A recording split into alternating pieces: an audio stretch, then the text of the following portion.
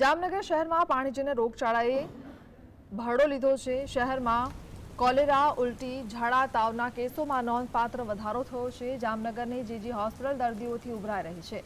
જામનગરની જીજી હોસ્પિટલમાં દરરોજના 300 થી 400 કેસ ઓપીડીમાં નોંધાઈ રહ્યા છે। તેમજ કોલેરાના 12 દર્દીઓ જીજી હોસ્પિટલમાં નોંધાયા છે। વહેલી સવારથી કેસ બારીમાં લોકોની લાંબી કતારો જોવા મળી। જામનગર શહેરમાં પાણીજન્ય તેમજ ઋતુજન્ય રોગચાળા છે તેને અજગરી ભરડો લીધો છે।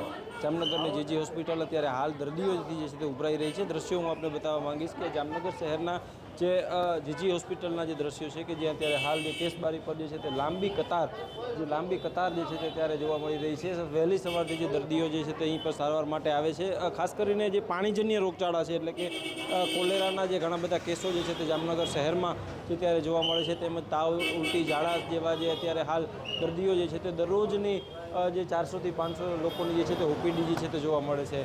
ખાસ કરીને વાત કરીએ તો જે અત્યારે હાલ કુલ 12 જેટલા જે કોલેરાના કેસો જે છે તે જામનગર શહેરની જીજી હોસ્પિટલમાં નોંધાયા છે ને દર્દીઓ જે છે તે સારવાર લઈ રહ્યા છે। જોકે કોઈપણ જે દર્દી જે છે તે તેમને કોઈ ગંભીર પરિસ્થિતિ અત્યારે હાલ જણાઈ રહી નથી, પરંતુ પાણીજન્ય રોગચાળાને કારણે અત્યારે હાલ જામનગર શહેરમાં જેને જે છે તે અજગરી ભરડો હોય તે લીધો હોય તેવું અત્યારે હાલ દ્રશ્ય જે છે તે સ્પષ્ટ થયું છે।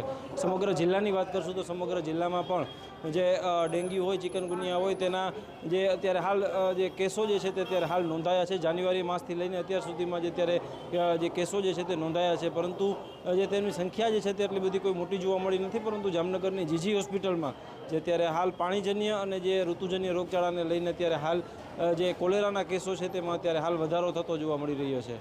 કેમેરામેન પુનિત રાઠોડ સાથે અર્જુન પંડ્યા, GSTV ન્યૂઝ, જામનગર।